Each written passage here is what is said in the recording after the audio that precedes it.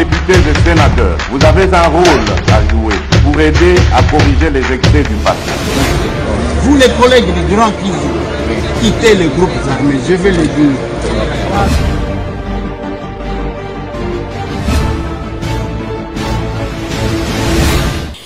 Voilà, bienvenue mesdames et messieurs, bonjour, bonsoir. Yango ko dépendre na air bokolanda émission au Masona député. Tozaï lelo samedi le 8 novembre. Oui, c'est le 8 novembre 2025 et pas yo plutôt betara masolo. Il y a ba vrai patriote. Masona député le 13 novembre prochain et koinda makasi na l'Assemblée nationale. Nani a ko remplacer Vital Kamerhe. Masolo. Masona député. Toko lobela dossier. Ya ba sinistré ya Ndanu. Bientôt gouverneur ya ville ya Kinshasa Daniel Bumba devant la justice. Masolo. Masona député. Polémique autour ya taxe ya Sika. Na aéroport ya Njili pour la voyageur nyonso. Masolo. Masona député. Tokolobela pe parti Action Commune pour la République. Ya mwana mboka Eliezer Tambwe. Aser na Mokuse. Et Panzani. Masolo. Masona député. Bientôt ba plainte en cascade. Ministre ya ba affaires étrangères. Mwana mboka Kaikwamba Wagner Afundi Banani. Nous allons en parler tout au long de cette émission, mesdames et messieurs. Nakoyamba pona bino. L'éternel invité Yandeko Larsen. Il s'appelle Mwana mboka Nicolas Wemankoy Omokote. Azali député provincial. Pe azali bon na ba casquette yandenge na ndenge. Na yende trobeta masolo ya actualité. Mbote, honorable Nicolas. Mbote Martin. Merci pour l'invitation, merci pour Nabana Ngalema, merci pour Nabawewa ya Kinshasa Mubimba. Ah, donc yo comme papa Bawewa.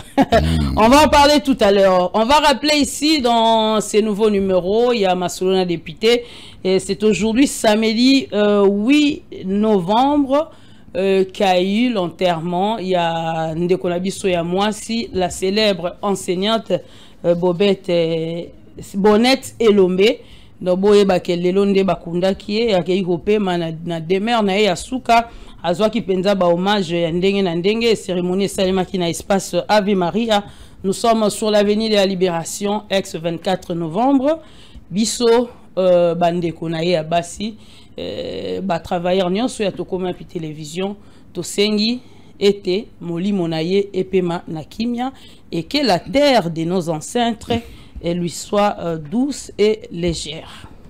Voilà déjà toko tana vif ya masolo na biso bozwa ki na sommaire ndé dans tay kolobame motuna liboso honorable Nicolas en tant que jeune et ça la ronde ni komona lelo ce sont beaucoup plus les jeunes de ba kokufa ba mort moko subite bo vanda boye ba jeune bazo kufa na ba AVC alors que to yeba kango kalezaki maladie moko bato bas na comme na ba âge moko avancé mais aujourd'hui c'est beaucoup plus les jeunes de ba ko sala ba AVC yo en tant que jeune et ça la ronde ni Nga nazana no jeune osa jeune nga naza jeune mais osa jeune nga naza mpaga nga naza jeune te et nasina kuli déjà parce que ndenge ba tanga classe ya minene balobaka ete espérance et à vie pour Naba Congolais, ils ont 50 ans, 55 ans.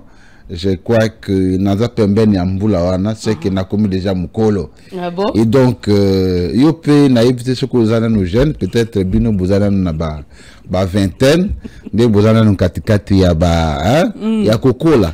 Mais ni à moi, iloko na koki koyebisa yo été ils ont un peu regrettable. Ce qu'on allait attendre na Biblia, Kimkolo ya mutu, ibandaka na ba 70 ans, na ba 80 ans. Et normalement, na lulungi nzambe asali la makambo, ils ont normal, ba yebakoli à partir de 60, 70, 80, 90, nde esengeli bakende yambo. Ba jeune esengeli basala o esengela ki basala yambo ete baye bana kokufa mais ezo dépendre na lolenge mutu na mutu azotambwisa bomoi na ye. Très bien. Ba mususu peut-être aza na vie apressée pour être azwa mbongo avant et amikotisi na banzela ya mikuse yebi kozwa peut-être kokota na bandako ya banganga et bomoi nganga za neloko ya malonga apesaka mutu te bomoi ya malamu bazwa kango kake pa nzambe po nzambe il a vraiment un projet de bonheur et de paix na mutu nyos soko zeli calendrier na ye o balobaka l'épargne circule encore soko ozwi 4 ans avant nazalande nazaraboye nazaki na makanicité que na kokoma député mais lelo nzambe asungi ete na koma député et donc chacun a son jour soko telata madame Elombe ils appellent mutema mabe ya bato o baza pembeni na biso o peut-être ba mususu balingite ba jeune ba ye ba kokoma na ba niveau o bango ba komate utali ba madame Elombe ndenga akei aza mwana je crois ya 97 93 c'est-à-dire azana nous na je crois 32 ans utalika mwana muke ya ye atiki wana c'est regrettable atiki mwana ya plus ou moins 5 ans et mwana wana mama azali susute espoir esili eloko na kosenga na ba congolais ba kinoise na ba kinois nyonso oyo bosepelaki na madame Elombe atiki mwana ya 50 siko ekomi devoir na biso ya kobokola mwana wana ya kotangisa ye classe ya malamu azwa esika ya malamu ya kovanda azwa mutu ya malamu ya kobokola ye. Je crois que le plus important na vie ya mutu nyonso eza koyeba nzambe soko yebi nzambe nde okoyeba pe. Parfois il faut laisser Dieu en dehors ya makam. Je suis d'accord avec vous nengolobi que vie après aussi d'accord nengolobi mutema mabe ya batu na société ou qui ne veulent pas voir baninga ba progresser mais aussi au monte que ça peut lier peut-être na ba problème en mboka tellement passé ça il y a des jeunes oyo azomona ke ba projet zoko ki samate mboka mbutu et puis ya ko sala pe crise ave ça kufi pour que parce que makambo ya kana kia sana na vie azoko ko sala te. Non ngai na ko yolongola makambo nzambe na makambo na te parce que soki ozana nzambe na vie na yo ukoyeba ete ezana bato babongaka na 6 heures ezana bato babongaka na 10 heures bato mususu babongaka na 12 heures ba mususu na 15 heures ba mususu na 18 heures. Est-ce que yebi mbula nini papa Kizenga yako koma premier ministre? Est-ce que yebi mbula nini papa Mboso yako koma président de l'Assemblée nationale? Est-ce que yebi mbula nini oya Abraham ayeko zwa mwana na ye ya liboso? Et donc à chacun son jour, à chacun son tour.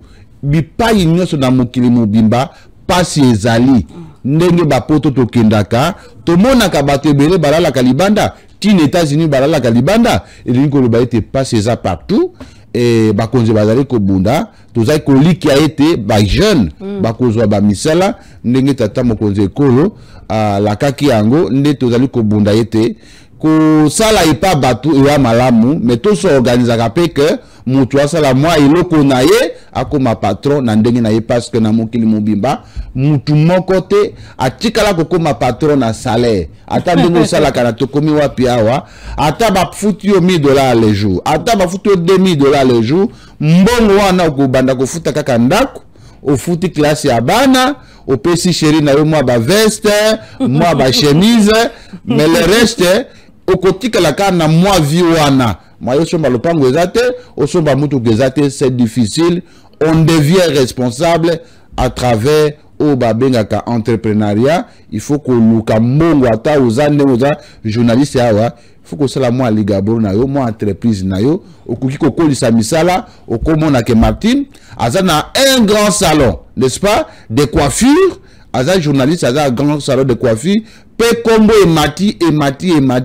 Okomona pe bande kwa bonne foi ba ekotindika yo pe omoni ke yo moko pe okomi directrice générale la salon de coiffure ndenge omona ka bande ko mususu basala. Je crois c'est ça. Merci beaucoup honorable Nicolas pour nos conseils au petit ba jeune hein. Actualité parmi ba actualité ezana dossier il y a ministre il y a affaires étrangères madame Thérèse Kaikwamba Wagner ou engagé ba poursuite judiciaire na batunyo so ba publier ki ba image na ye otomona ki biso sur les réseaux sociaux azana zemi et alobi que azana vie privée na ye et loko basali zali bongo ko bebisa image na ye alors biso nyonso toyebi ke mutu soka azali homme public azara sous na vie privée te to mona kango même na ba poto partout ni ngopesi exemple et ça na ba grande dame ba travailler na kata gouvernement azuizemi to moni pe ba lobeli yango na télévision mutu wa sa komi public azara sous na vie privée te ici fi abeta libako azoki bato ba olinga ba yeba azoki ndenge nini komelaki mais to moni ministre Kaikwamba ko kene ko répondre bato na Twitter oyebisa biso na kana ye mibeko eza koloba nini est-ce qu'elle était obligée d'aller répondre na bato na tweet na ya salaki oyebi buzoba na biso ezali buzoba entre biso bato to vandaka awa mama Kaikwamba aza na culture na biso te aza na culture ya bana poto omoni ndenge bato ebele bafingaka mokonzi ya mboka awa bafingaka mama Denise Nyakero awa bafingaka kulutu Tambwe Mposhi awa bafingaka bato nyonso mais tango bafingaki Christian Osakwen alimbisaka te mbala moko akendeki te moi culture na bango ya poto bango ils tiennent beaucoup à leur dignité. Comment na kolobaete mutu soka komi ministre aza na vie privée te eza lokuta ezali lokuta parce que ando ya kozala ministre mutu akoki kozala mobali ya bato to mwasi ya bato akoki kozala pe mwana ya bato akoki pe kozala c'est-à-dire mutu c'est-à-dire soki mutu aza ministre il faut ba filmaka ti chambre na ye il faut pas filmer ka salon na ye il faut pas filmer ka ndenga azolia non mutu akoki kozala ministre azape na droit ya kozala na sengle na chambre na ye ya kozala na sengle na salon na ye c'est ce qu'on appelle la vie privée. On n'a pas dit que bakoki kolobela makambo ya famille na ye mais intimité na ye madame Martine c'est-à-dire mutu soka akoti gouvernement abotate yazamwasi abotate akobota kaka batikala mona papa te yango est-ce que mutu nyonso il faut ayana mobali na ye à télévision a présenter que banda banome ngai ministre papa na bino yeyo mibeko nini ezali ko obligé ye ete alakisa ye alakisa mwasi na ye yo so mona mwasi ya Poutine so mona mwasi na ye aussi mona mwasi ya président ya Corée aussi mona c'est-à-dire mutu na mutu aza olenge azali kokumbela vie na ye soki yo na vie ya matalana il na vie ya matalana c'est-à-dire vous n'avez pas la même culture mais buzobe koti wapi bakomi kosangisa ye na bakonzi ya likolo po ba attacher zemi wana par rapport c'est-à-dire bakomi koluka mutu ya mabe koti wapi bakomi koluka nani bakokangisa ya zemi wana c'est-à-dire ko féliciter que ndenge to monique félicitations maman na biso obundeli biso mingi po na mboka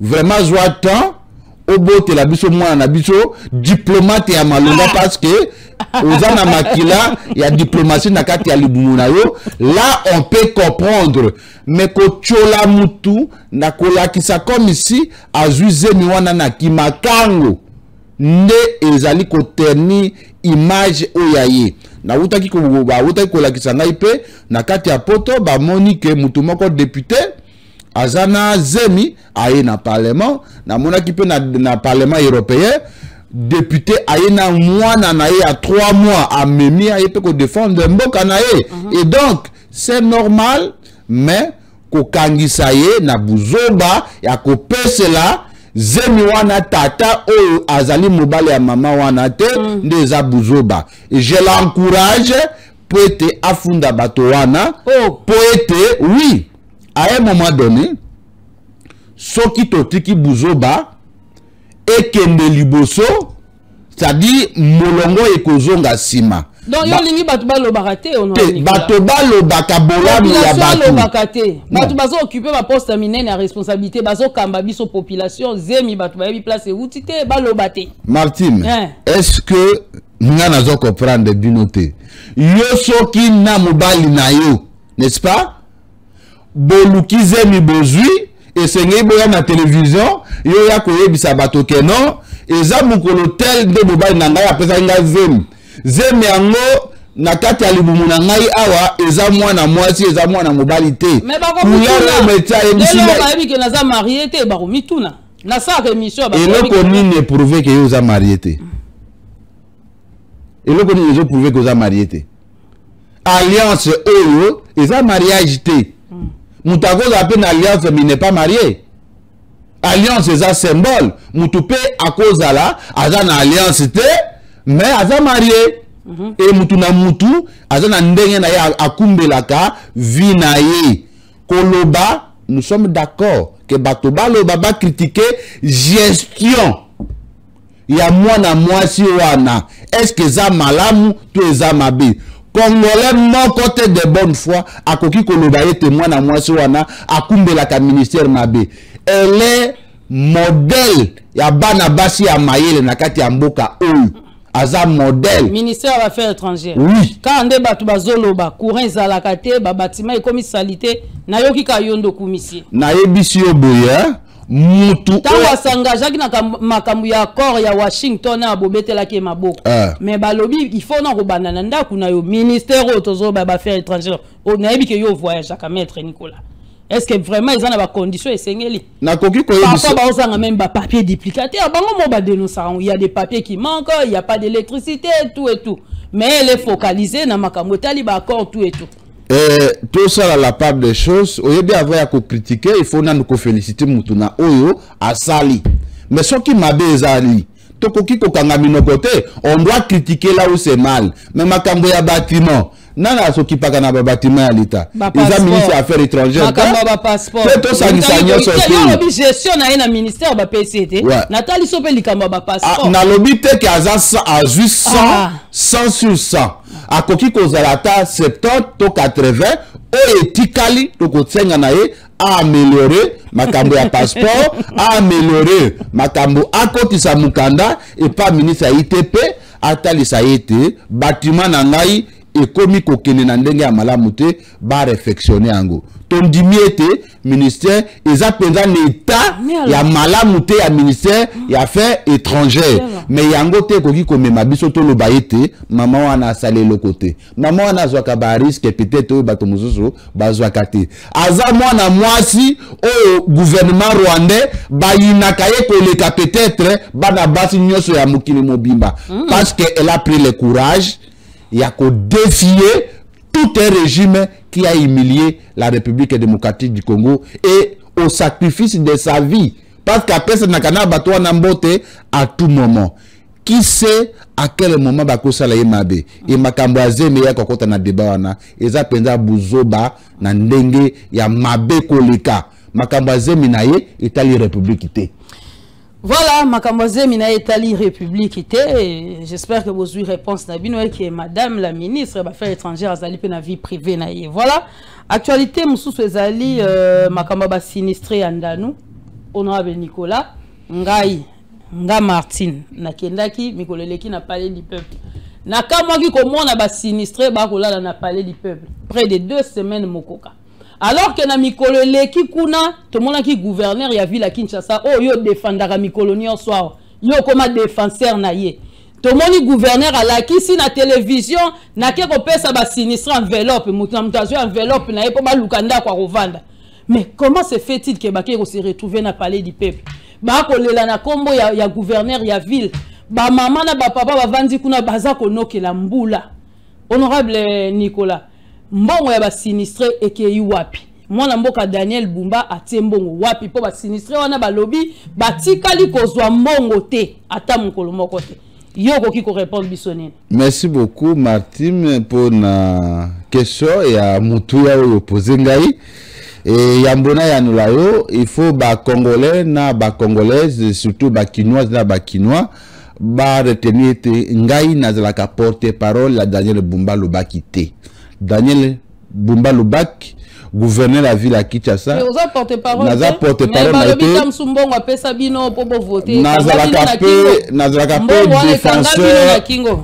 Daniel Bumba na mbongo akopesa ngai te pona voter parce que na yebi ndenga leka ki député national na passe ndenge ngai pe na leka ki député provincial na passe na ngonga wana mutu azali na mbongo akopesa moninga te ezalaki candidat ya IDPS tous même famille politique c'était normal que to kumba na responsabilité pour akamba ville ya Kinshasa mais ko memaka ina responsabilité wana et pesi biso makokite ya ko ya yebisa tike asala o ya lingi soka asali mabe to côté les melaye naza parmi ba député o baza libre d'opinion na kati ya ville ya Kinshasa ngai na pakola ka mutu mafuta te soki mabe ezali na telemeli soki malamu pe ezali na kobeta ngo maboko makambo ya ba sinistre na kati ya ville ya Kinshasa eloko ngai na yebi ete VPM Jacquemain Chaban lok azali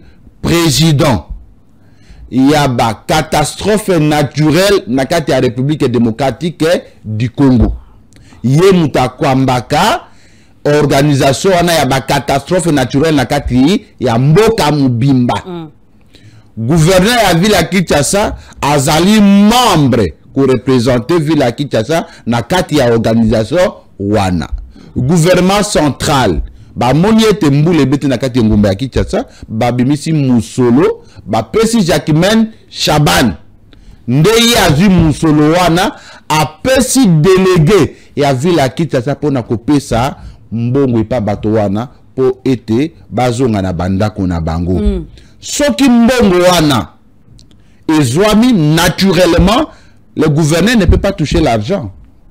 Ce n'est pas au gouverneur ya kozwa mbongo to ya kokabola mbongo. Mbongo, il faut ezwa soit t'es pas ministre de la finance, soit t'es pas ministre ya santé parce que yende mukolo domaine na yango wana. Lokola ba élu ya ville ya Kinshasa. To lingaka koyoka te ba kinwa na ba kinoise balela. Nde honorable Jared Panzu élu ya Bandalungwa Oyazali proche collaborateur ya excellence Patrick Mouyaya pour Bazali parti moko azwaki initiative ya ko kotisa interpellation contre les ministres ya santé hygiène affaires humanitaires na kati ya ville ya Kinshasa po etaya ko ya nous l'assemblée toyoki ke mbongo ebungi basinise bazali kolela baza na mbula est-ce que eza boni lelo awa nous ne pouvons pas confirmer que mbongo ebungi to ebungi te yango to bengi ba gestionnaire wana ba comment ne pas confirmer aussi longtemps ba image etamboli et pas na biso na to komi api télévision lokola pe na ba média mususu toke kozwa ba sinistre o balobi ke batikali kozwa mbongo te mbula munene nokaki enokeli bango bakaukeli kaka mbula wana mais comment vous pouvez dire que tokolo bateke mbongo ebimite mbongo wana ke wapi eloko nga na yebi balobi soki bazwaki mbongo mbele to moni bango liboso parler du peuple te je pense ezana nous likambo ya administration oyebi pona ku identifier ba sinistre soki totuni yo ba sinistre baza boni ba mususu pe baza pe ba sinistre ya lokuta ezana bato mususu bakimaki oui ezana bato mususu bakimaki bandako na bango n'est-ce pas baye komisa ba sinistre po bazwa mwa mbongo peut-être pe ba voiture bazwi mbongo ba ve sinistre bazwi mbongo te yango to bengisi toza ba organe de contrôle non toyoki ke ba population ya biso o ba pona biso o toza ba boumbu na bango baleli na kate ya mbula lokola ba responsable nde to bengisi ministre to tuna ye boni makambo ya ba sinistre po ete eza soni to mona bato bandeko na biso balela pona mwa mbongo ya muke peut-être kopesa bango $2000 kopesa bango $3000 to $1000 bazonga na bandako na bango ekozala malamu naza kosenga pe na gouverneur ya ville ya Kinshasa atala pe ba dossier yango ya inondation mbula ezali koya abonga mindenge nini. Merci pour reconnaître que Mbou les akoya ndenda tozako mituna. Est-ce que espoir ezali penza que un jour Kinshasa ko bonga honorable Nicolas pour nakotala makambo to ko loba ba sinistre o ezamba la liboso te ya ba sinistre andano to ko loba parler du peuple tozoli bango na no solution te mais Mbula muneno elanda ni mibale awa na ebite soko yoka ki ke ba victime mususu bazali siko jusqu'à quand boko banda ko vivre na population do bo mesani ko vivre na population na système ya assistana c'est-à-dire boko zela likama soko ekwei boye bo assister bango c'est fini lobi to zongeli même problème est-ce que na mboko to ko tikala pena ko zo batu ya sérieux o baye à résoudre problème une bonne fois pour toutes et que to zongela ngo lisusu te parce que zambala liboso te makambo to ko vivre bambula yango ezongeli ko beta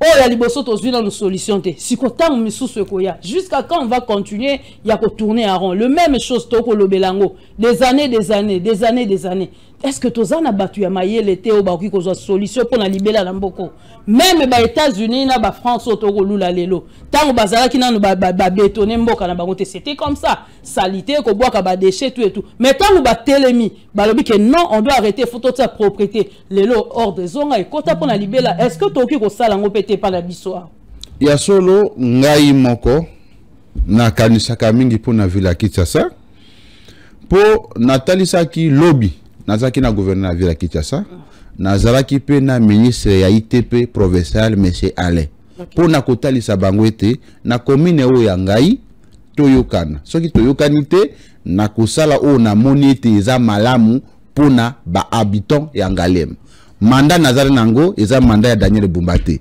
mandat nazali nango eza mandat ya ministre Alain te mandat nazali nango eza ya population ya Ngalema o ba pona kinga ete na représenter bango je suis le représentant de ce peuple là natali saki bango nzela ya baumbu société zali kosala misala eza 1000 invest bakata ki misala bakei nakende kotuna bango bakozongela misala mukolo nini ministre ayebisinga ete bazaki na situation moko boya biete ya irrégularité et sengeli bazonga ba signer un nouveau contrat na ville ya Kinshasa bayebisa biso travaux bakosala combien de temps financement tokosala ndenge nini tozala en ordre pour nakoboya IGF aya kokota na musala baya koyeba kokanga bango natalisaki bango lisusu likambo ya érosion o ezali na sangamamba o ezali kolia bandako ya bato boni tokokita po bokende ko constater yango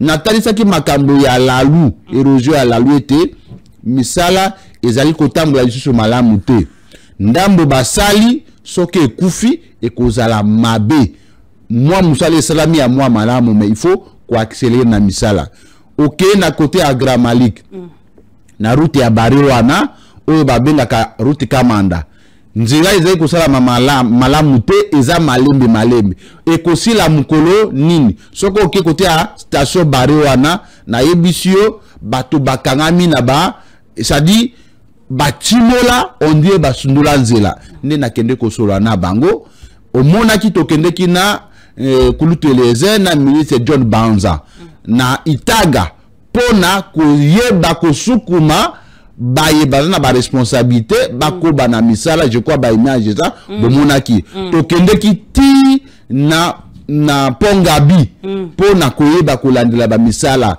nous sommes toujours derrière les autorités pour voir les conditions ya misala na kati ya ville Kinshasa échanger tozane liki a été soki tata mokozi ya mboka a betisete bana na ye oyo apesa misala mayele zongi na nzela ville Kinshasa ikoki kozwa elongi mosusu je crois on a encore de l'espoir que Kinshasa ikoki kobonga soki ebongi te toko interpeller ba autorité bazana ba responsabilité batika bibonga na bango totia bato mosusu. Voilà, tu continues na Otali ville province ya Kinshasa, toke na secteur ya bandeko na biso bawewa. Bandeko na biso bawewa mbala mingi to betaka masolo mema wa na émission na biso ya Jambo na Tongo. Bandeko wana ba kolela mingi tracasserie leki. D'après ba calcul to salaki. Bandeko wana ba taxe ba futa ka mikolo nyonso bawewa wana ya ville ya Kinshasa.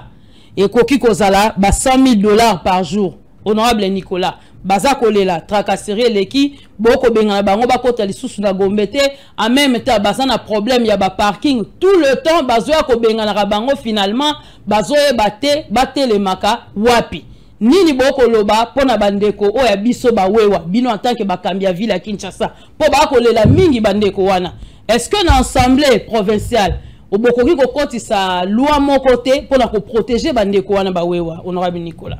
Merci beaucoup Martin. Ngana moni lokola yo vandaka na Kisasa te. Parce que mokili mobimba bayebi que nauti kokotisa un édit portant réglementation de transport en commun par taxi moto dans la ville de Kinshasa. Mobeko ekotaki ba déclaraki yango recevable na kati ya assemblée provinciale ya Kinshasa.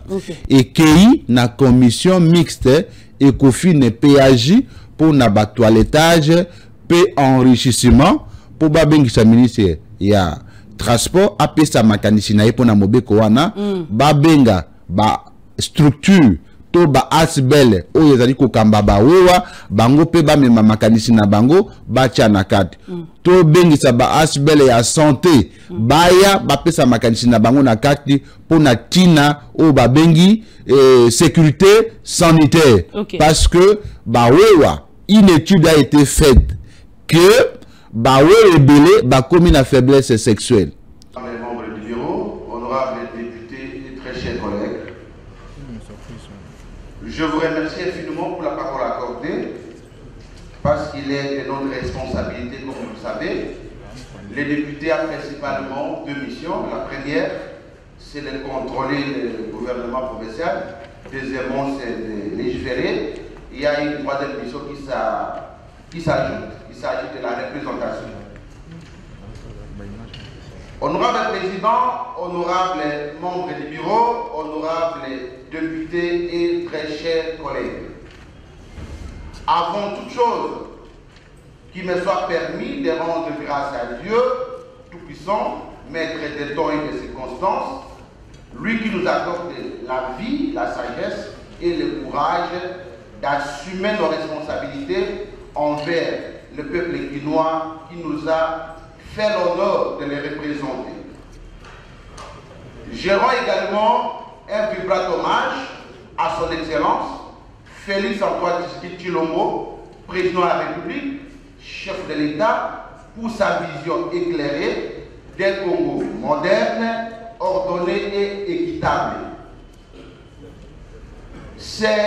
Vous vous souviendrez, honorable Président, lors du Conseil des ministres, les chefs de l'État avaient exprimé sa volonté ferme d'encadrer les secteurs des motards, conscients du rôle qu'ils jouent dans la mobilité urbaine et la lutte contre le chômage. C'est dans cette même logique républicaine de justice sociale et de bonne gouvernance que je soumets humblement à votre haute appréciation la proposition de l'importante réglementation du transport en commun par taxi-moto dans la ville de Kinshasa pour solliciter votre vote de recevabilité. Honorable Président, honorable membre du bureau, honorables députés et très chers collègues, comme vous le savez, notre capitale compte aujourd'hui plus de 17 millions d'habitants. C'est une mégapole en pleine expansion dont la mobilité constitue un défi colossal.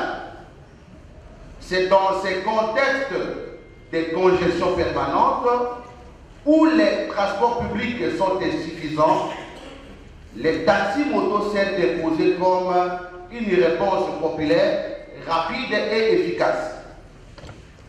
Il y dessert les quartiers enclavés, franchit les embouteillages et permet à nos concitoyens en revenu modeste de se déplacer. Et derrière chaque moto, il y a un homme, il y a un père, il y a une femme, il y a un jeune qui refuse la délinquance et choisit le travail, la dignité et la responsabilité. Honorable Président, ce secteur est devenu un véritable levier économique et sociale, un instrument de survie des milliers de familles quinoises. En cela, Monsieur le Président, les taxis-motos méritent d'être reconnus et les extorsions. Mettre en place des sanctions éducatives pour les contrevenants afin de promouvoir la discipline sans brutalité. Cette dit n'a pas pour but de réprimer, mais d'organiser, d'éduquer et de professionnaliser. Il s'agit de rétablir l'ordre par la loi et la dignité par la justice. Honorable Président, honorable membres du bureau, honorables députés et très chers collègues, notre responsabilité en tant que législateurs provinciaux est de mettre fin à l'anarchie, à la tracasserie et à la marginalisation de ces milliers de Quinois qui vivent de ces métiers. Encadrer les motards, c'est redonner à la jeunesse quinoise sa place et sa dignité. Et c'est traduire dans les faits la vision du chef de l'État, son Excellence Félix Antoine Tshisekedi Tshilombo, qui prône un État de droit fondé sur la justice et la protection des faibles. Réglementer ce secteur n'est pas restreindre l'honorable président, mais c'est plutôt protéger, ordonner et sécuriser. Adopter cette proposition de dit honorable président, c'est poser un acte d'amour pour Kinshasa. C'est faire de notre capitale une ville plus sûre, une ville plus organisée et une ville plus humaine. Vous n'êtes pas, c'est dire honorable président à nos motards, que vous n'êtes pas des marginaux, vous êtes des citoyens respectés et protégés. Honorable président, honorable membre du bureau, telle est l'économie de notre exposé. Que Dieu bénisse la République démocratique du Congo et son président. Que Dieu bénisse la ville de Kinshasa et son gouverneur. Que Dieu bénisse l'Assemblée provinciale et les membres du bureau. Que Dieu bénisse tous les députés provinciaux de la ville de Kinshasa.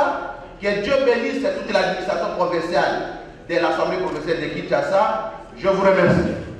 Pour Nanini, parce que ce qui a mis 3 personnes dans Sima, Aza obligé avant d'aller liboso, c'est-à-dire l'icolo, il y a réservoir, il y a carburant. Oui, oui, on voit ça. Tant ça espace n'a pas oui, tant le réservoir, il y a carburant et chauffé et koki koko misawewa impuissant sexuellement. Ça, c'est une étude qui a été faite par une organisation de la République démocratique du Congo.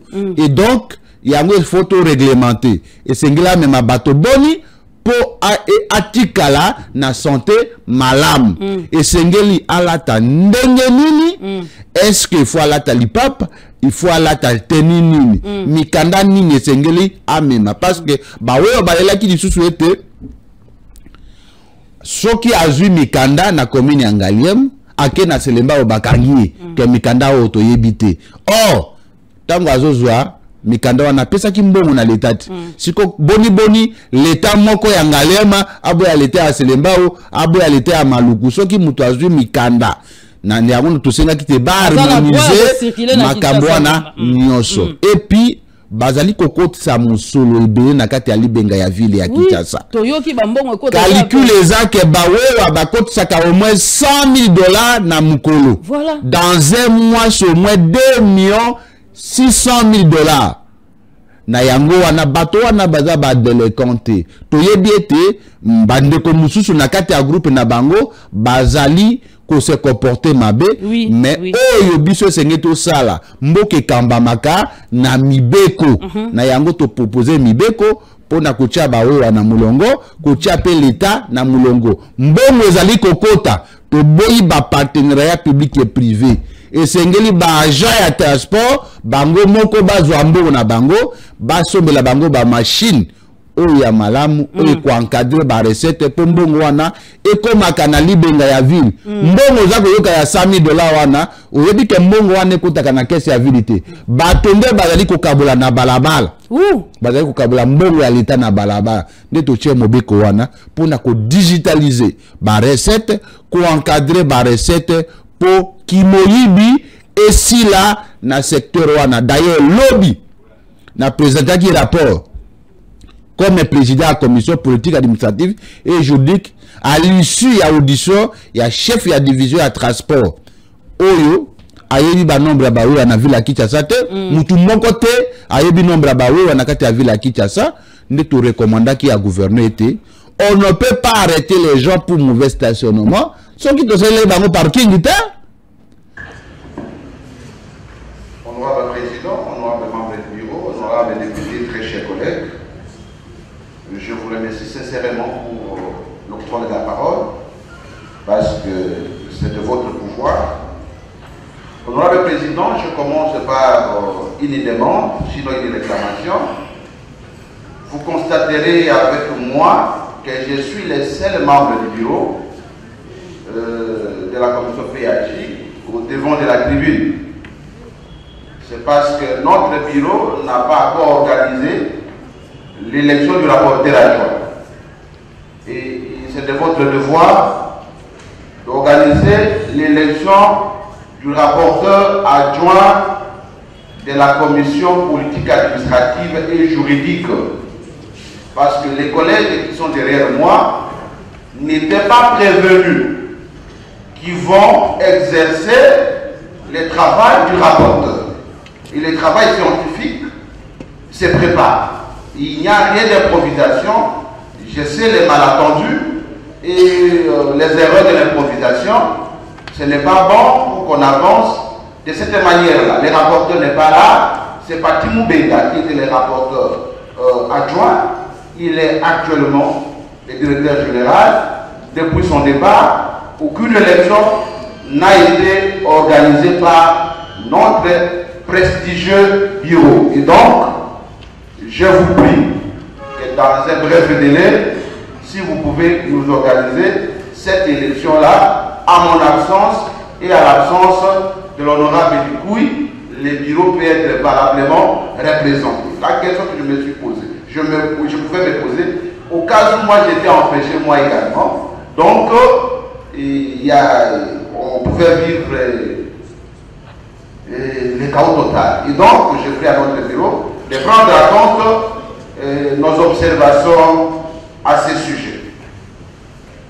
Honorable Président, honorable député et très chers collègues, comme vous savez, la commission PAJ a été saisie par certains taximens par moto pour décrier les arrestations brutales, la tracasserie, le coulage des recettes liées aux taxes de stationnement,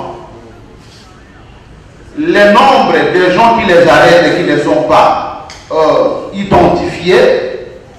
C'est comme ça que votre commission a pris l'engagement d'appeler pour audition la chef de division provinciale des transports et des mobilités urbaines pour éclairer la représentation provinciale par rapport à cette situation. Il a été évoqué le problème de mauvais stationnement pour les motards. Il peut y avoir les mauvais stationnements que lorsque la ville a créé des parkings et que ces derniers se stationnent mal, c'est à ce moment-là que nous pouvons parler du mauvais stationnement parce qu'il y a un endroit qui a été créé à ce sujet. Il a été évoqué du fait que nous avons plus ou moins 500 000 motards dans la ville de Kinshasa et chaque motard paye au moins 500 francs le jour. Tout calcul fait, la ville de Kinshasa, concernant la taxe de stationnement, peut empocher au moins 100 000 $ le jour et 2 600 000 $ par mois pour compter les 26 jours qui sont les jours ouvrables. Mais malheureusement, il a été constaté pendant l'audition que plusieurs sociétés ont signé les contrats de perception des taxes de stationnement avec les ministères provinciaux des transports et que cet argent n'arrive pas à la caisse de l'État. Ça n'arrive pas dans la caisse de l'État et que même les sociétés dont la ville a rompu les contrats continuent à percevoir ces taxes-là. Et durant cette audition, nous avons été aidés par nos experts de la commission PAJ. D'autres députés, d'autres commissions ont participé également à cet interrogatoire parce que c'était pertinent. Et nous avons chuté par fait des recommandations au gouverneur de la ville de Kinshasa pour voir cette situation évoluer. Voilà, honorable président, parce que nous sommes soucieux du changement, du vrai changement, alors nous voudrions voir clair dans la gestion des recettes dans la ville de Kinshasa. C'est ce qui a conduit votre commission à pouvoir s'en présenter par rapport à cette question de coulage des recettes dans les ministères provinciaux des transports et des mobilités urbaines. Voici, de manière sommaire, ce qui a été l'esprit de notre audition. Et comme c'est les rapporteurs qui doivent faire la lecture intégrale des rapports, qui me soit permis de désigner un autre collègue pour faire cette lecture-là en lieu et place du rapporteur. Et donc, il sera pris comme les rapporteurs ad hoc. Que me soit permis d'appeler l'honorable Antoine Kikobo pour venir à la tribune afin de vous faire ce rapport. Je vous remercie. Ville à Kinshasa parking égalité. Mais comment on peut reprocher Baoua pour un mauvais stationnement? Ville à Kinshasa fait la signalisation égalité. Parce qu'ailleurs, la route doit parler. Il faut bala qui s'aille à Oueza courbure, à Oueza feu rouge, à Oueza sens unique. Ah, quand on a venu boyer, oh, babengio et pas un roulage, oh, Ouza sens unique. Nandenya malam, ce n'est pas à un roulage à côté de ça sens unique. Et ça, la route doit parler. Ouais. Pardon la signalisation, nde eza et le belianzela. Na yango na lo bakaete. On ne peut pas vendre à quelqu'un permis de conduire. Permis de conduire, ça document bapé sa kamutu. Soki aye koli mibeko ya nzela. Aye biko kumba mutuka. Mais biso mibeko ya nzela ezalité. Comment test occupé sa mutu permis de conduire? Yo so mona centre reforma kabarola. Ezaka kamutu akumbi na balabala na bango, lobi akomi komema milimo ya bateau. La vie c'est quelque chose qui est la plus chère au mutu akoza nango. Est-ce que mutu akomema Maki, Andini, Abanda, Kotepa, Nakati Yawewa, non. Et la vie est plus chère que Maki. Mais comment Batobako Sakana Likolo ya moto? Et donc, nous sommes venus pour mettre de l'ordre dans ce secteur. Accompagnement à Bawewa Nyos, il y a Ville à Kinshasa, accompagnement à gouvernement provincial, il y a Ville à Kinshasa, accompagnement à des journalistes, accompagnement il y a des membres de la société civile, accompagnement à des autorités, des collègues et des députés provinciaux. Tokoki koko misa zone wana domaine moko boyaki toko parce que ici quand mbongo ezali il faut to tia mayele pour mbongo wana e bongisa ba mota e bongisa banzela et encadré payé et ça peut musolo ya kofuta batote na ville à Kinshasa batobe bazé ko la grève alors que mbongo bato bazé ko yiba pour des mouvements de grève na Kinshasa ba enseignants ba médecins tout et puis bande kona il faut ko kanisa ko tongela ba parking parce que désordre bazar na place ya roté les mapenzate et na uta ko loba likambu ya taxe ya sika na aéroport ya njili pona ba voyageurs nyonso et loko epelisi pe moto balobe za forme mususu ya escroquerie na part ya gouvernement pour déjà ba taxe belé ba voyageurs ba futa kato éviter ba ça la rango nini ba eko baxela ba tout taxe mususu ya sika o bazo ba mutuna makolote na éviter so za na moi explication claire ya kopesa la population, surtout les voyageurs. Après formation, oyo nauti ko luka est-il que taxe wana eza ya lelote? Taxe wana eza ya kala, ndenge formation na yoki ke bako selive permis intérieur makambo. Taxe wana eza ya lelote, bato bafuta kango, eza ba passager te. Eza ba entreprise, ba compagnie d'aviation, nde bafuta kayango. Et donc, na ko se renseigner pour kulutu nangai, et à se déplacer lelo et na équipe naie bazo kene na France et na ko se renseigner ce qui réellement ba fouti yango mais néanmoins information naza nango sika awa izaki ba congolais na ba congolaise ou bazali ko voyager na ba vol internationaux ba kobi na ko futa kaka $55 pour na vol international ba bazali ko sala ba vol nationaux bazali ko futa kaka $15 na bango et donc prix échangé te soki prix échangé tokozonga awa pour na koyebisa bango bon voyager na bino dans le calme il y a toujours les mêmes prix parce que babenganga à partir des États-Unis il y a des Congolais et des Congolaises qui ont annulé leur vol à cause de ces prix là ozokende na 15 enfants na 5 enfants na yomoko boza 6 ou cela qui calcule na yo na lolenge ka no kofuta baba kiselo kaka $30 na lolenge et donc bato ebele banire ba vol boya na Kinshasa taxe ezaka ka $55 d'ailleurs soué na biso ezali ne ba supprimer yango parce que nous sommes les seuls pays au monde où to futa ka go pass ba supprimer ndenge nini madame la première ministre alobaki ke mbongo wana moye ba supprimer zate fute la biso ba nyongo. Mais l'État congolais na bolingo ya peuple oyaye akoki ko foutre la peuple nyongo non ke ngai pour na ko organiser pour na ko bongisa social oyabino le gouvernement congolais peut prendre la décision que azu en charge nyongo wana afuta kango na ndenge mususu congolais a voyager quand même na kimia toza na passe. On peut supprimer cette taxe, attends, on peut même diminuer ça à $15, même à $20 et qu'on soulager biso ba élu ou to lobela ka peuple wana. Merci pour motuneza que taxe wana sokeza ya kala nengo lobi mais pourquoi makele les kara lelo sokeza que ba voyageur déjà ba futa kango ba santarate mais pourquoi ça li makele kala. Mais attends makamba Daniel Bumba, makamba Daniel Bumba, oyebi lettre wana ba komela depuis le mois d'août. Mais pour nani sali makele le kakalelo. Ba komela depuis le mois d'août.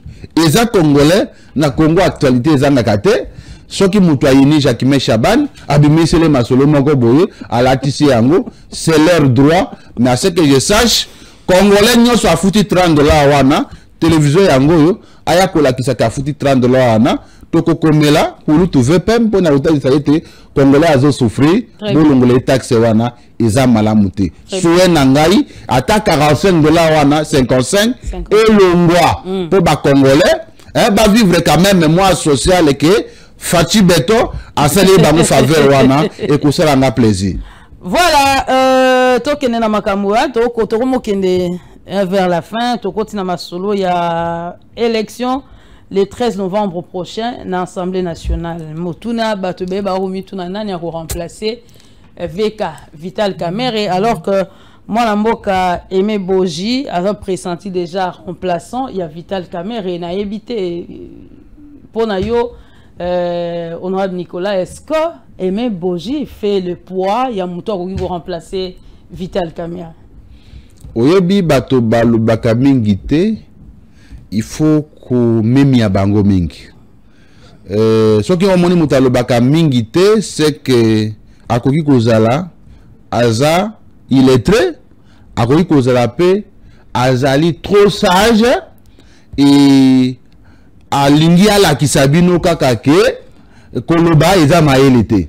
Aimé Boji a déjà géré na kati ya mboka oyo aza ni histoire na kati ya mboka oyo azali pe mwana ya mwami nde babengaka na kati na Swahili aza mwana ya mokonzi ya munene na kati ya Kivu et donc azali congolais azana ba compétence pamba te azali ko gérer ministère ya budget kitunga ya ba congolais mobimba ye mutu azali ko gérer yango zoba bakoki kopesa ye kitunga ya mbongo te abanda ko gérer pona ba congolais nyonso ya République démocratique du Congo.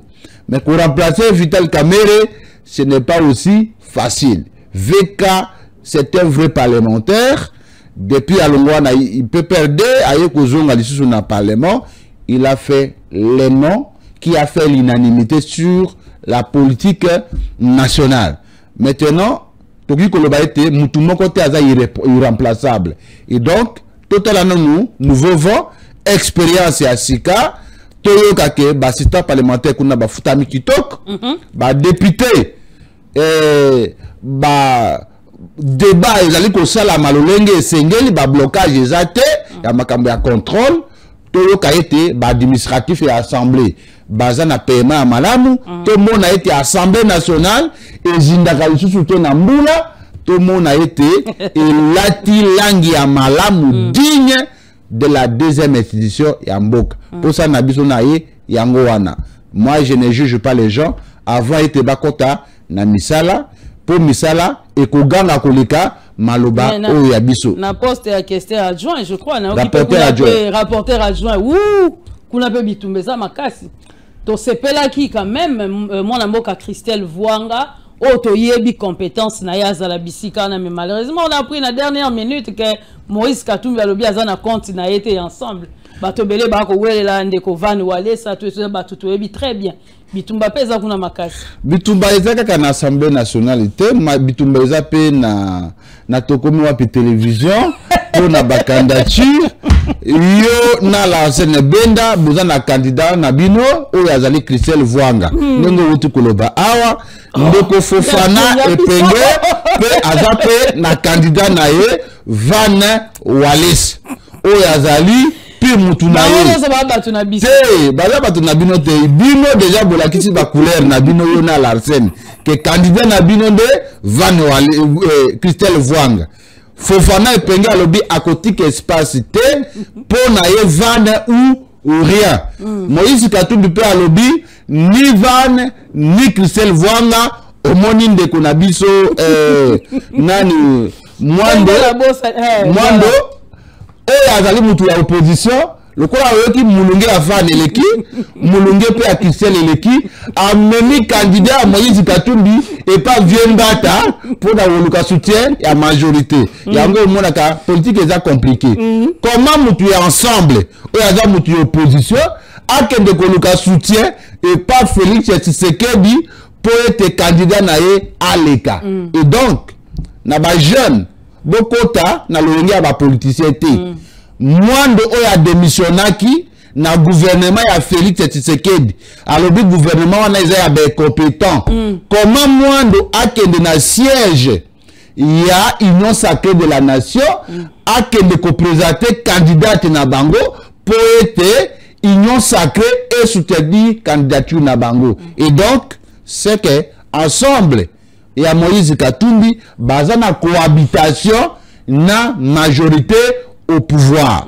et donc batika la population a raison et donc nous voyons c'est pas oui image yango wana non bakendeki et pas vient Mbata professeur Mbata ou la secrétaire permanent union sacrée pour pas soutenir candidature na bango parce que la majorité doit voter aussi candidat ya opposition pour les restes ngala za candidat que le meilleur gagne.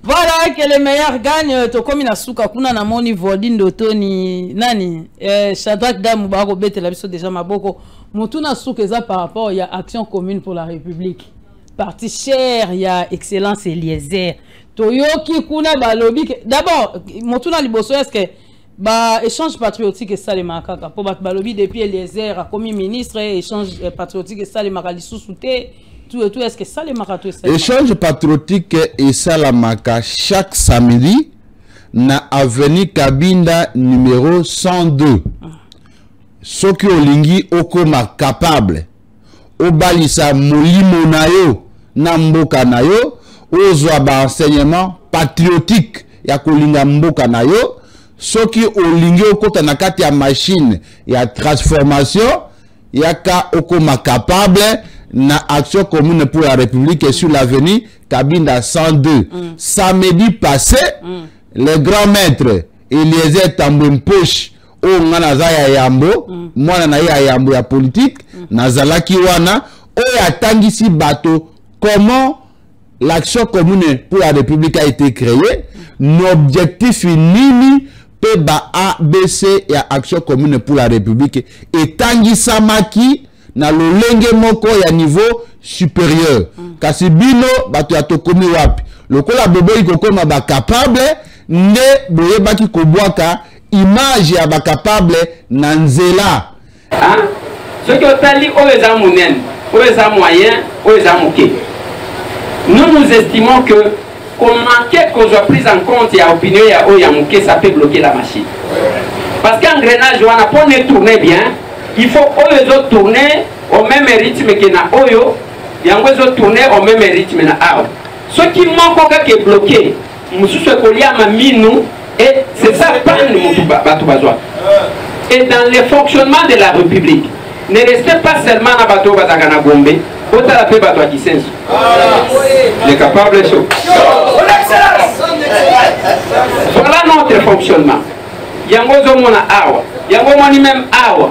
Ceux qui ont moni concordance moko, a muke neti on, c neti on, r logo la on. R mounene go répondre parce qu'il n'y a que la République qui est au-dessus de tout le monde. Les maîtres enseignent. Vous voyez, papa?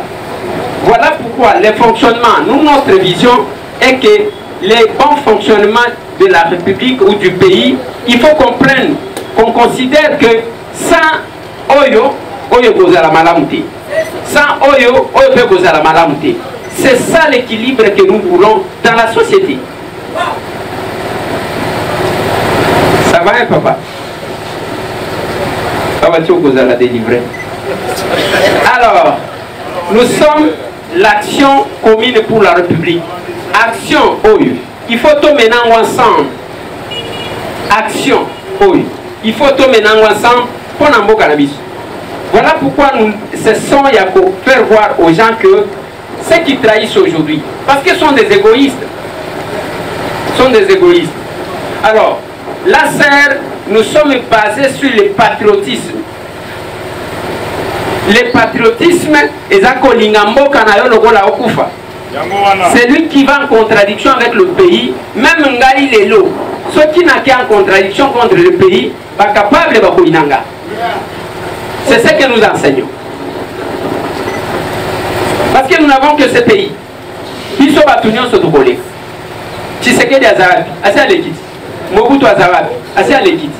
Nani Lumumba Azarabi, assez à l'équipe. Kimbangu Azarabi. Mais le Congo reste. Retenez que celui qui laisse les noms est plus que celui qui laisse les biens. Parce que dans la Bible, il est écrit, je rendrai ton nom.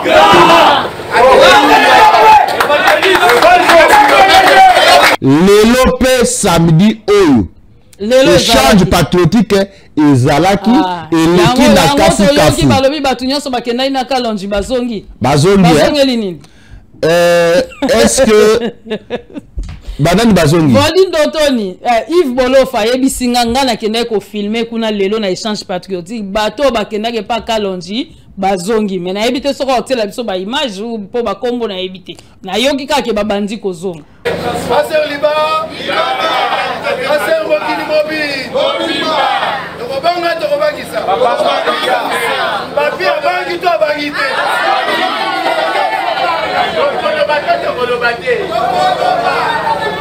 Voilà. Dans 2 minutes, après ce bison boche.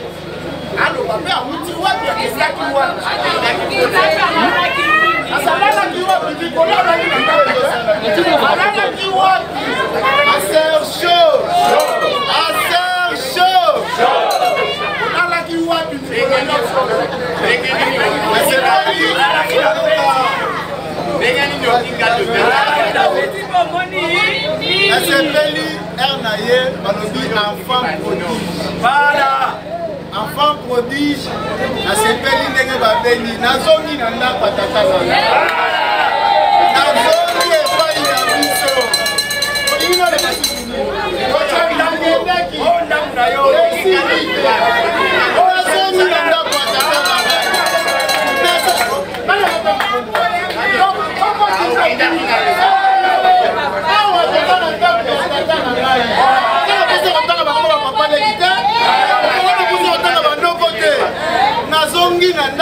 papa na ngai. Ezali mwana ya Polo Lopango. Oh Jérusalem, nouvelle Jérusalem. Kondi na kokonda. Ah, kubwa.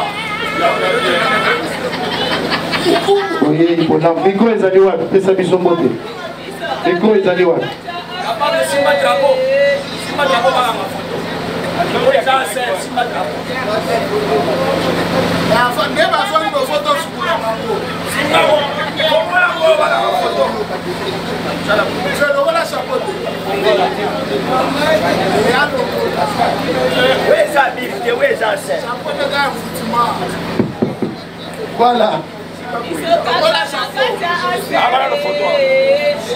Où est ça? C'est bon. Là, t'as chapeau nayo. Assez chaud. Assez chaud. C'est bon. En tout cas, na Tony Mokozi. Lenye apesinga maluba, naza accompagné na ndeko capable de Dimbu. Bon, idéologie à chapeau et à rouge, bokoye bango. Quand l'idéologie wana yeyo, bokoye bango, donc expliquer bino. Alors, ils sont tchamoutoye avec force, mais les gens ont prise de contact. Mais toye, ma bonne pas ma tête, une idéologie moko. Capable de président national à Bisso, babenga kaye moi na kolo lopango, n'est-ce pas? Mais Bisso les lois yotoye qu'on rebaptisé ye Tata Lopango. Pour prêtre, Tata Lopango, Bisso nde tokomi bana kolo lopango. Kokoye bango toko développer que non ba matière mini ezalaka kuna cerveau nango ba Bisso yo. Donc avec la confiance, avec l'idéologie, avec l'autorisation à Bakambi, on fait sa mission autorisation pour démontrer Babilo Kowana. Merci.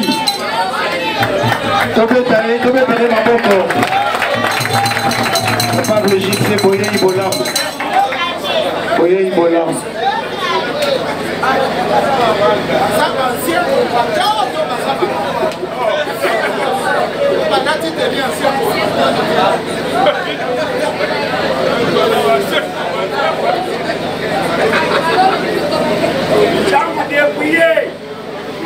Capable Kanyama.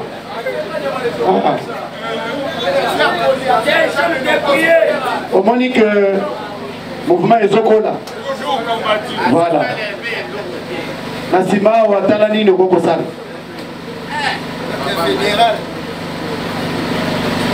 Dans nos 5 piliers, chers capables, pilier à Liboso, Tolobaka, connaître ses attributions.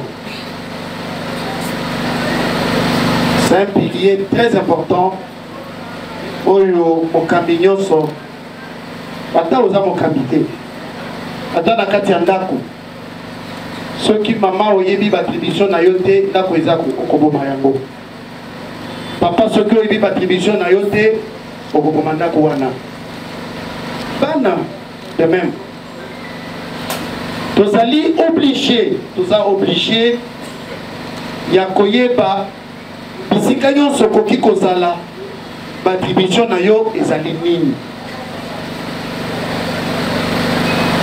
Ata na nzela ministère excellence azwi soki ayebi battribution na ye te na mission bapesi ye na charge monene mokonzi ya mboka apesi ye akozala mosala wana malamu te.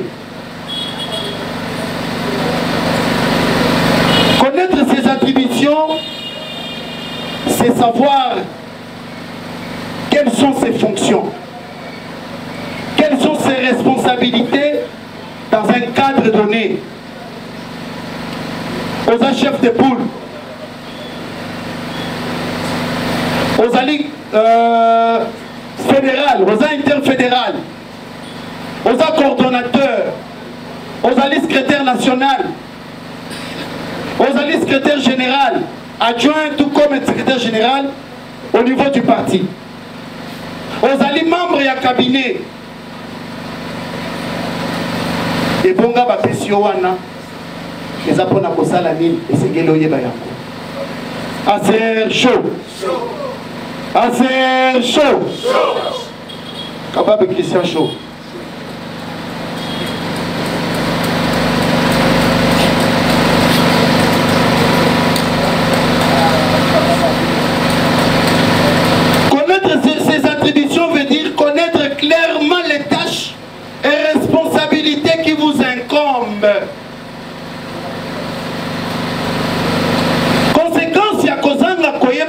fonction na yo oza na risque ya kosala mosala oyo ezali ya yo te okoya kokweya na mosala ya bato comprendre que pouvoir oyo ozosalela eza ya yo te ezalaki ya moto oyo aza place ozali mais esengeli oyeba. Et nous tous, dans ce fonctionnement-là, nous avons besoin tous d'un résultat. Action à commune pour la République, ils ont un fondateur Moko, ils ont Tamboué et les impoches charmants. Où ils ont ministre délégué à la défense nationale en charge des anciens combattants. À cela qui parti wana. Yena Kalonji. Non, à cela qui parti Yemoko. Ah, ok. Mais parti wana. Parti Basala Gangona Moutouté, c'est lui l'initiateur du parti. Mais, à Bengaki Nekonaye Lekinaye, honorable Ogi Kalonjete, na moniete, deux, Kotambo la batobi bale nanzela, eza malamu ke Kotambo la Moutou Moko. A Bengipe honorable Doug, a Bengipe Christelle Vwanga, a Bengipe Mike Mukebai, a Bengipe Daniel Saf, a Bengipe Bandekonaye, Ebele, Moutandima ki ayambo, ezalaki honorable Ogi Kalonji. Moutaye kondima Moutouami Bale, ezali honorable Doug Kulungu. Na Bandeko Papi Kitenge, Parfait Bati, Mama Philomène, Bato Bele, Basanganaki, Nande Konabiso ya Koma Ipa. Jacques Ambaye, Jacques Ambaye Esima. Jacques Ambaye a couti déjà parti, ici et Salami. Nam Mama Philo, ici et Salami. Et donc, parti et Salamaki Bongo. Alors, Ndeko Kalonji, à Moniete, le lenga à côté là qui. Amoni lolenge makambezo kumbama a sepe nangote nde abima ki pa ke na parti politique bakotaka librement pe ba bimaka librement bandeko mususu oyo ba mona kiete et pas Kalonji kuna quelque chose ezali balanda ki tango bakre kuna bango moko nde bayebi eloko etindaki bango kuna eloko ezongisi bango mais ba capable bazaka kana détermination objectif na bango ezali ya kokomisa bato ba capable pe ya ko transformer mboka oyo. Ne bazongi bebo yamba bango, y a pas de problème. En tout cas parti politique biso doza machine ya transformation to kokipe ko za diable to bongole motema. Et donc nyos ataza motema mabe, ataza moyibi, ataza ndoki, soko komi na ase oyo za machine ya transformation okobongola motema okokoma capable pour na ko servir mboka na yo. Très bien, tout comme Nasuka, honorable Nicolas, à moins que les années locaux, zana posa roloba et qui n'a bossé n'gotu na yo. Na bawe wa nyonso, la ville à Kinshasa, Bolobeli na bino, ye. Mutamone la binote, lokola nazana nous vivants. Je vais défendre vos droits na kati ya ville ya Kinshasa. Très bien. Bokoti saka mboka na ville ya Kinshasa. Bafutaka ba agent na mbongo na bino, na koyeba ko défendre bino. Kala milité na kosolana Fofana Epenge na kosolana ba journaliste ebele na ko animer o babengaka conférence de presse. OK. To ko sala yango pona ko communiquer sur mobeko na bino lelo na ko senga bino tosa batosa yo. Discipline na nzela boza ba responsable boza ba entrepreneur boye ba kotosa mibeko ya nzela et ko honorer bino et ko valoriser bino bolata malamu parce que boza ba patron posa nanga ezaite na mona ta ba o anyonso babanda kokumba na ba veste. Ça c'est une communication pour na kolakisa ete boza ba délinquante, vous êtes des responsables. Musala o ya bino et lekina ba fonctionnaire mususu. Pas qu'un à cause de la $300 le mois, mais il y a des fonctionnaires qui sont payés à $100 le mois. Et donc, à ce cas où tu aussi, que ça la moussa naye, ce cas linga kata na 12 heures à kati, na 13 heures à kati, à kobimate, à vandi naye, et puis, à na moi quelque chose chaque jour. Donc, comportez-vous comme des vrais responsables, comme des intellectuels, pour naïté, Kinshasa, et Zwalangi Asika. Merci beaucoup, honorable Nicolas. Mais au bout de la veste, il n'y a pas si moi à Kinshasa, le bateau, en a période de langue. Donc, comme la souka, il y a ma sonne député à Mokonaïlo. Merci, Nabino. Avec attention. Nganaza, la scène a bien gagné. Deuxième suppléante. Oui, la deuxième suppléante de la scène Benda. Voilà, on a passé un beau Bissikaza, Azam qui est en déplacement. Tout le temps, ciao.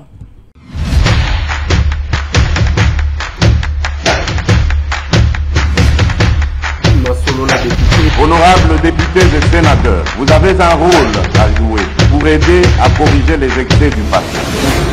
Vous les collègues des grands qui quittaient les groupes armés, je vais le dire.